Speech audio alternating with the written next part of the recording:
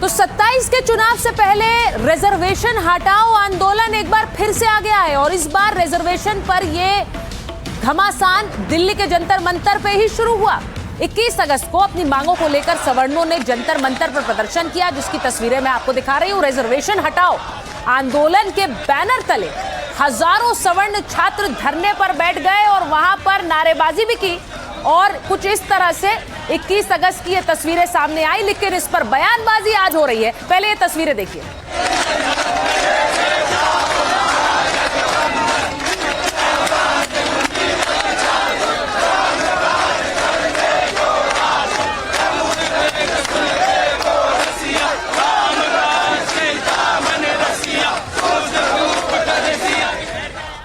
सवर्णों का ये आंदोलन, ये प्रदर्शन दिल्ली के जंतर मंतर पर हो रहा था, जहां पर शिक्षा और नीट को लेकर सीजेपी का प्रदर्शन हुआ। अब ये जंतर मंतर पे था तो अगले दिन ये प्रदर्शन लखनऊ भी पहुंच गया, क्योंकि चुनाव 2027 का उत्तर प्रदेश में है। तो आरक्षण देखिए, आरक्षण और यूजीसी के खिलाफ सवर्णों का ये प्रदर्शन सामने आया, जिसपे लिखा हुआ था, बैनर पकड़े थे, संवैधानिक अछूत है हम, यानी हमारे लिए तो कोई बात नहीं कर रहा, कोई हमारे पास फटक भी नहीं रहा है। ये देखिए लखनऊ का प्रदर्शन।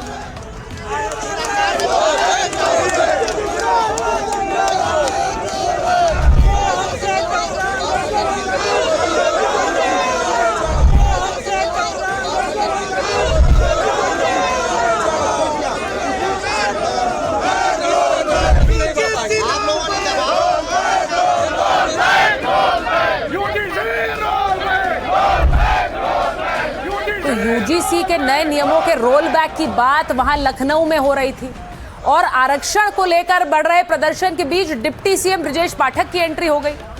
उन्होंने कमान संभाली। आंदोलन के ब्राह्मण नेता हर्ष दुबे से उन्होंने मुलाकात की, मीटिंग की और समस्याएं सुनने के बाद एक जॉइंट प्रेस कॉन्फ्रेंस की। अब मोदी सरकार तक बात पहुंचाने का वादा भी किया है। तो आपको ये बताती हूं कि ये दिल्ली से उठा हुआ लखनऊ तक पहुंचा, लेकिन आज इस पर सियासी बयानबाजी कैसे हो रही है। दिल्ली से लेकर लखनऊ तक आरक्षण पर प्रदर्शन शुरू हो गए। लखनऊ में ब्रजेश पाठक से सवर्ण छात्रों की मुलाकात हुई तो छात्रों ने मांग की कि आरक्षण व्यवस्था की समीक्षा हो, यानी कि रिजर्वेशन रिफॉर्म्स, यूजीसी का नया नियम वापस लिया जाए और आर्थिक स्थिति ही आरक्षण का आधार बने। सवर्ण छात्रों को समान शिक्षा और अवसर दिए जाए। इन मांगों को सवर्ण छात्रों ने ब्रजेश पाठक के सामने रखा। सवर्ण छात्र नेताओं की डिप्टी सीएम से मीटिंग में कई फैसले हुए। सरकार सामान्य वर्ग के छात्रों से भी बात करने को तैयार है, ये ब्रजेश पाठक ने कहा। यानी ऐसा नहीं है कि सामान्य वर्ग जो अपने आप को राजनीतिक रूप से अछूत कह रहा था उससे बात नहीं होगी। ब्रजेश पाठक ने कहा कि कुछ दिनों में केंद्रीय मंत्री से सवर्ण छात्रों की मुलाकात कराई जाएगी। अब रिजर्वेशन में बदलाव नहीं, लेकिन हर ग्रुप से बातचीत जरूर होगी, ये डिप्टी सीएम ने कहा। यूजीसी रेगुलेशन पर अगला फैसला उसी हिसाब से होगा। तो आपको पहले सुनवाती हूं कि इस जॉइंट प्रेस कॉन्फ्रेंस में क्या हुआ, क्योंकि जो हर्ष दुबे जो कि इस पूरे नेतृत्व कर रहे थे इस छात्र संगठन का, उसको लेकर भी उन पर आरोप लगे, वो भी मेरे साथ जुड़ रहे हैं आगे। मैं सुनवाना चाहती हूँ कि वो क्या कह रहे हैं। पहले सुनिए डिप्टी सीएम ने क्या कहा। हमारे युवा साथी जो जंतर मंतर पर धरने पर बैठे थे, उनकी मांगों पर हम विचार करेंगे, गंभीरतापूर्वक विचार करेंगे और किसी भी स्थिति में अपने देश के युवाओं का, अपने देश के छात्रों का कोई नुकसान नहीं होने देंगे और सबको साथ लेकर के चलेंगे। अब इसी बात की सूचना देने के लिए हम आपके बीच में आएंगे और 2 दिन के बाद आप लोगों की इच्छा थी कि हम केंद्रीय नेतृत्व के समक्ष अपनी बात रखें, तो माननीय केंद्रीय मंत्री जी के साथ में 2 दिन के बाद इनकी बैठक होगी, उसमें हम इनको लेकर के जाएंगे और इनसे साथ में बात करेंगे। अब आपको बताऊं कि सवर्ण और छात्र, ये दोनों शब्द जैसे ही साथ आए तो यूपी में तमाम सियासी पार्टियां एक्टिव हो गई। सपा, बसपा, कांग्रेस को सवर्णों की नाराजगी से समीकरण बदलते दिखने लगे। 2027 में जीत आसान लगने लगी। तभी तो अखिलेश यादव से लेकर मायावती ने आरक्षण के नाम पर बीजेपी सरकार को घेरना शुरू किया। इसके पीछे का गणित यह है कि यूपी में कुल 80% हिंदू वोटर है, जिनमें से 18 से 23% सवर्ण वोटर है और यही 18 से 23% वोटर अब आने वाले समय में क्या राजनीतिक भविष्य तय करेंगे। आरक्षण पर रण के बीच समाजवादी पार्टी के अध्यक्ष अखिलेश यादव का भी पोस्ट आ गया, जो आपको मैं दिखा रही हूं। जो अखिलेश पी से पंडित बता रहे थे, अब उन्हें फिर से पी में पिछड़ा नजर आने लगा। अखिलेश यादव ने एक ही पोस्ट में 9 बार आरक्षण लिख डाला। ये तस्वीर जरा फुल दिखाइए, जरा फुल दिखाइए इसमें। अब ये जो पोस्ट उन्होंने किया, आप देखिए कितनी बार उन्होंने आरक्षण शब्द का इस्तेमाल किया है। आरक्षण सुधार के नाम पर, आरक्षण समाप्ति का षड्यंत्र, आरक्षण पीडीए का अधिकार है। तो 9 बार आरक्षण शब्द का इस्तेमाल उन्होंने किया। आपको मैं दिखाती हूं कि अखिलेश यादव से लेकर तमाम जो नेता है विपक्ष के, उन्होंने इस आरक्षण पर कैसे, अब इस आरक्षण आंदोलन के बाद इस मुद्दे को उठाते हुए बीजेपी पर हमला किया। अखिलेश यादव कह रहे हैं विरोध प्रदर्शन को लेकर उन्होंने कैसे हमला बोला है, जरा आपको वो दिखाती हूं। आरक्षण सुधार के नाम पर आरक्षण खत्म करने की साजिश है। आरक्षण पीडीए का अधिकार है, किसी की इच्छा का विषय नहीं है कि आपकी इच्छा होगी तो दे देंगे। बीजेपी और उनके संगी साथी आरक्षण का विरोध करते हैं, कभी क्रीमी लेयर तो कभी आरक्षण त्यागने की सलाह देते हैं, ये भी कहा उन्होंने। लगातार शोषित वंचितों की हकमारी की कोशिश हो रही है। मायावती क्या कह रही है? जंतर मंतर पर आरक्षण विरोधी प्रदर्शन पर भड़की मायावती और आर्थिक आधार पर आरक्षण लागू की मांग को उन्होंने गलत बताया है। आरक्षण जैसे संवेदनशील मुद्दे पर सस्ती राजनीति नहीं होनी चाहिए। सरकारें आरक्षण विरोधी तत्वों को संरक्षण बिल्कुल भी ना दें। भ्रष्ट जातिवादी व्यवस्था ने आरक्षण को जमीन पर लागू नहीं होने दिया और दशकों बाद भी एससी, एसटी और ओबीसी शोषण का सामना कर रहे हैं। मायावती ने कांग्रेस और राहुल गांधी पर भी निशाना साध दिया और कहा कि एफआईआर दर्ज कराने के लिए राहुल गांधी घंटों धरने पर बैठते हैं। बगल में ही आरक्षण खत्म करवाने के लिए प्रदर्शन चल रहा था, वहां राहुल गांधी और उनके साथी समझाने तक नहीं गए। तो मायावती इस बात से नाराज थी। इसी के साथ आपको बताती हूँ, राजेंद्र पाल गौतम जो कि कांग्रेस प्रभारी है यूपी के, ब्रजेश पाठक की प्रेस कॉन्फ्रेंस करने को लेकर उनको बीजेपी को घेरा और कहा कि बीजेपी आरक्षण विरोधियों के साथ है, आरक्षण के खिलाफ। बीजेपी एससी, एसटी, ओबीसी को मिलने वाले हक के भी खिलाफ है और आरक्षण को लेकर हम बीजेपी से स्पष्टीकरण चाहते हैं। बीजेपी बताए क्या आरक्षण के खिलाफ कोई योजना बनाई है। तो ये आरोप अलग अलग राजनीतिक दलों ने रखे हैं, जरा सुनिए क्या कहा। इस तरह की प्रेस कॉन्फ्रेंस आरक्षण का विरोध करने वाले लोगों के साथ करना, इसका मतलब भारतीय जनता पार्टी आरक्षण के खिलाफ है, एससी, एसटी, ओबीसी को उनका हक मिले उसके खिलाफ है, सामाजिक न्याय के खिलाफ है। ये स्पष्टीकरण हम भारतीय जनता पार्टी से चाहते हैं। अगर आप छात्रों के साथ हैं, युवाओं के साथ हैं, तो ये जो 68,000 वैकेंसीज में 8,000 एससी और ओबीसी की वैकेंसीज को आपने जनरल कैटेगरी से भर दिया, आपने उनकी हक की चोरी की। तो आपको यह भी बताऊं कि अब सारी पार्टियां आरक्षण पर बोलना शुरू हो गई हैं। आरक्षण पर बीजेपी ने विरोध कर रहे, प्रदर्शन कर रहे छात्रों को साधने की कोशिश की है। ये सब हो क्यों रहा है, इससे जरा समझिए, क्योंकि यूपी में सवर्ण वोट की ताकत को अगर आप समझेंगे तो आप ये समझेंगे कि ये हो क्यों रहा है। सामान्य वर्ग वोटर का सबसे बड़ा राज्य उत्तर प्रदेश है, यानी यहां पर सबसे ज्यादा जनरल कैटेगरी के वोटर।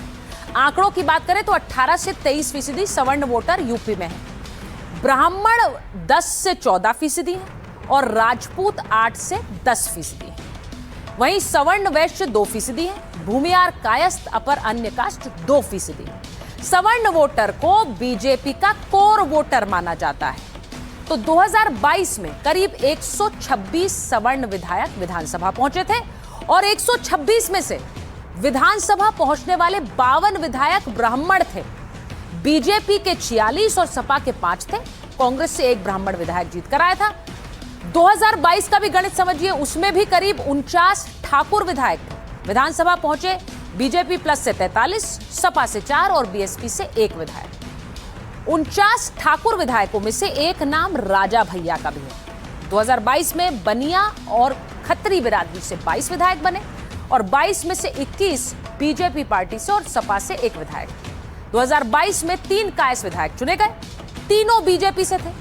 आंकड़ों से साफ होता है कि सवर्ण वोटर का झुकाव बीजेपी की तरफ है और कहा यह भी जाता है कि उत्तर प्रदेश में जहां सवर्ण वोटर यानी जहां सवर्ण विधायक वहीं पर सत्ता होती है। तो जो लड़ाई अभी 80-20 की थी, वो 20-80 की हो जाएगी, क्योंकि सवर्ण वोटर को साध पाना बड़ी चुनौती बन जाएगा, क्योंकि यहां एक बड़ा धड़ा सवर्ण वोटर का है और उसके अलावा गैर सवर्ण वोटर का है। यूपी में सवर्ण वोटर की ताकत को देखते हुए सियासी वार पलटवार भी तेज है।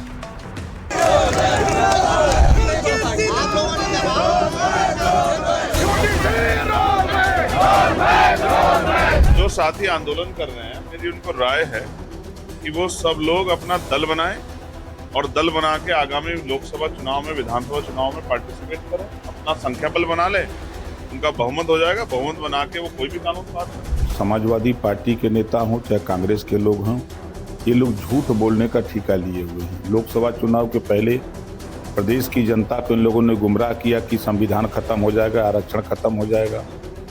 सरकार फिर बीजेपी की बन गई, मोदी जी के हाथों में संविधान सुरक्षित है, आरक्षण भी सुरक्षित है।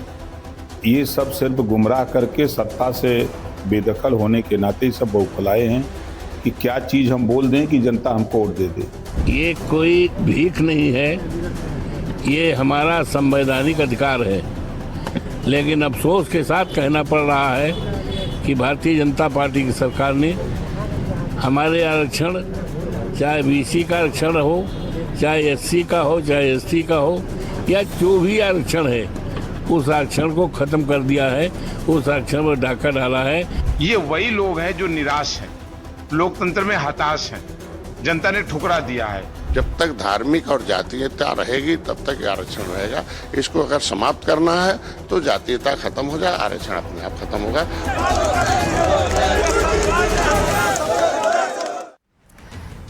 इधर आरक्षण विरोधियों पर चिराग पासवान और रामदास अठावले भी भड़के हुए हैं, यानी कि एनडीए के अपने ही उन पर हमलावर हैं आरक्षण को लेकर।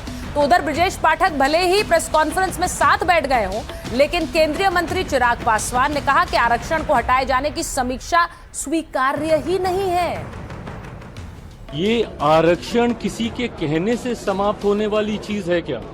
संवैधानिक अधिकार है ये। आरक्षण किसी को दी हुई खैरात नहीं है, ये संवैधानिक अधिकार है और दुनिया की कोई ताकत आरक्षण को कतई समाप्त नहीं कर सकती है। और जो लोग इसको समाप्त करने की सोच रखते हैं, कभी समीक्षा के माध्यम से, कभी सुधार के माध्यम से, उनको संभवतः ये पता ही नहीं है कि आरक्षण क्यों जरूरी है। मुझे लगता है कि आरक्षण खत्म करने का किसी को अधिकार नहीं है, संवैधानिक अधिकार है।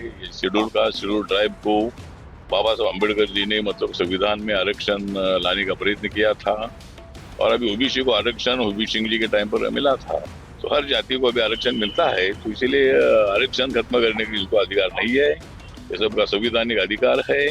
और इसकी मांग करने वाले लोग राष्ट्रद्रोही लोग हैं, इसके ऊपर इनके लोगों पर एक्शन होनी चाहिए। इस सबके बीच बड़ी खबर आपको बता दूं कि आरक्षण पर कांग्रेस अध्यक्ष मल्लिकार्जुन खड़गे का केंद्र पर हमला आया है। वो कह रहे हैं चोर दरवाजे से आरक्षण खत्म करने की साजिश हो रही। वो ये कह रहे हैं कि पीएसयू में स्थायी नौकरियां खत्म करने का आरोप लगा रहे हैं, ठेकेदारी बढ़ाकर आरक्षण का हक छीना जा रहा है, संविधान बदले बिना आरक्षण खत्म करने की नीति अपना रही है ये सरकार। तो मल्लिकार्जुन खड़गे का आरोप सीधे सीधे कि सामाजिक न्याय विरोधी एजेंडा चला रही है बीजेपी, आरक्षण खत्म करने की तैयारी चोर दरवाजे से हो रही।